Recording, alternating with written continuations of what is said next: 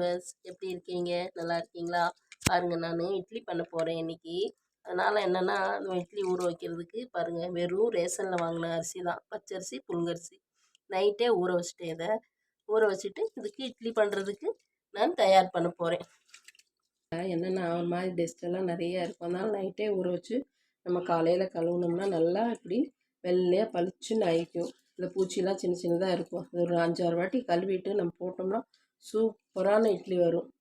இது பாருங்க, 2 கிலோ அரிசி ஊற வச்சுருக்கேன். 2 கிலோனா ஒரு 2 கிலோ புழுங்கரிசி, 1 கிலோ பச்சரிசி இதில் போட்டுக்கேன். இதுக்கு எவ்வளோ உளுந்துன்னா 150 உளுந்து, ஒரு 50 வெந்தயம் எடுத்துக்கணும். அதை வெந்தயத்தையும் நைட்டே ஊற வச்சுருவேன். நான் ரெண்டையுமே ஊற வச்சுட்டு காலையில் என்ன பண்ணுவேன், ஒரு வாட்டி உளுந்து பருப்பை கழுவிட்டு அதை ஃப்ரிட்ஜுக்குள்ளே வச்சுருவேன், ஃப்ரீசரில் வச்சுருவேன். இதை பாருங்கள், காலையிலே நான் கழுவிட்டு ஃப்ரிட்ஜுக்குள்ளே வச்சுட்டு நல்லா ஜில்லுன்னு ஆயிக்குது. அப்படியே ஐஸ் க்யூப் எல்லாம் அப்படியே கட்டிடும். பாருங்கள், உள்ளுன்னு இருக்குது ஐஸ் கட்டி. பாருங்கள் எவ்வளோ ஐஸ் கட்டிலாம் இருக்குது பாருங்கள். பார்த்தீங்களா? இந்த ஐஸ் கட்டியோடு நம்ம கிரைண்டரில் போட்டு ஆட்டினோம்னா சூப்பராக மாவு நல்லா பந்தாட்டம் வரும். ஃபஸ்ட்டு உளுந்த பருப்பு ஆட்டிக்கணும் நம்ம, சரிங்களா? அதை நீ ஆட்டலாமா? வாங்க. நான் ரொம்ப ஜில்லுன்னு இருக்குது, அதனால் போடுறது கொஞ்சம் இதாக இருக்குது. பாருங்கள்,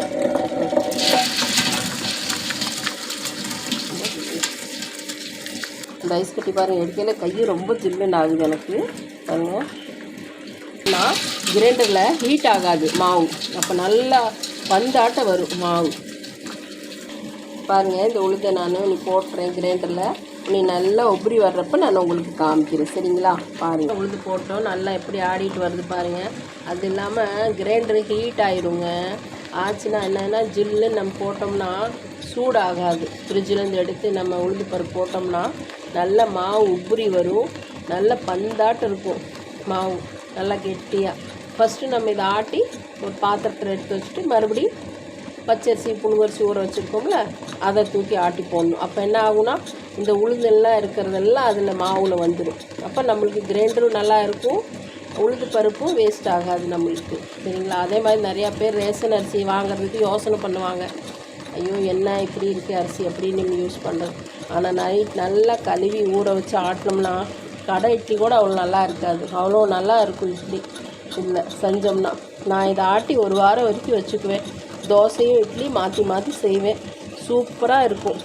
இதில் நீங்களும் செஞ்சு பாருங்கள். உங்களுக்கும் பிடிச்சிச்சின்னா எனக்கு லைக் பண்ணுங்கள், ஷேர் பண்ணுங்கள். நல்லா ஆடிடுச்சு, எப்படி இருக்குது பாருங்கள், நல்லா பந்து பந்தாக இருக்குது மாவு. பாருங்கள் பாருங்கள், 150 தான் போட்டேன் நான். எவ்வளோ இருக்குது பார்த்தீங்களா? உழுது நல்லா கூலிங்கில் இருந்துச்சுன்னா நல்லா உபரி வரும். கிரைண்டர் ஹீட் ஆகாமல் நல்லா கூலிங்காக இருக்குது மாவு. ஊறி கழுவி வச்சுருக்கேன் நான். இந்த அரிசியும் பாருங்கள், கிரைண்டரில் போட்டுக்கலாம் நம்ம இப்படியே. இது நல்லா ஆடிடும். பாருங்கள், மாவு அரைக்கிற வீடியோலாம் போடுறாங்க அப்படின்னு நினைப்பாங்க. ஆனால் என்னென்னா, நிறைய பேர் நான் கடையில் பார்க்குறேன், இட்லி தோசைக்குன்னு மாவு வாங்கிட்டு போகிறாங்க. 35 ரூபா, 40 ரூபா, 25 ரூபான்னு பேக்கெட் விற்கிது. அதில் எத்தனை ஈடு வரும் இட்லி சொல்லுங்கள்? ஒரு 2 ஈடு 3 ஈடு கூட வராது, வரும் நிறையாது. அது எப்படி ஆட்டுறாங்கன்னு தெரியல. ஆனால் நம்ம பாருங்கள், வீட்டில் சுத்தமாக ஆட்டி நீட்டாக வைக்கிறோம். அதே மாதிரி நிறையா பேர், ஏங்க மாவு பாக்கெட் வாங்குறீங்க அப்படின்னு கேட்டால், மாவு ஆட்ட தெரியல, எவ்வளோ போடுறது, உளுந்து எவ்வளோ போடுறது, அரிசி எவ்வளோ போடுறதுன்னு ஒரு பக்குவம் தெரிய மாட்டேங்குது. இப்போ நிறையா சின்ன பிள்ளைங்க இருக்கும், கல்யாணம் முடிச்சுட்டு போகும், அவங்களுக்கு தெரியாது மாவு ஆட்டுறதுனா. அவங்களாம் இந்த வீடியோ பார்த்தாங்கன்னா, ஓ இது மாதிரி ஆட்டி வச்சுக்கிட்டா நல்லா இருக்குமே அப்படின்னு போட்டு நான் இந்த வீடியோ போடுறேன், சரிங்களா? வேறு எதுவும் இல்லை. நல்லா மாவு ஆடிடுச்சு, இட்லி மாவு.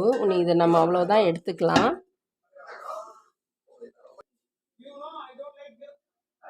பாருங்கள், இது உளுந்து பருப்பு, இதை ஆட்டி வச்சுருந்தோம்ல அப்படியே. இந்த உளுந்து பருப்பை நம்ம இந்த மாவில் அப்படி சேர்த்துக்கலாம். பாருங்கள், அதுங்க பாருங்கள், கலக்கிட்டே இருக்குது. மாவு தானே எடுத்துகிட்டு இருந்தோம், அதனால் இது ரெண்டையுமே நம்ம சேர்ந்து கலக்கி வச்சிடலாம்.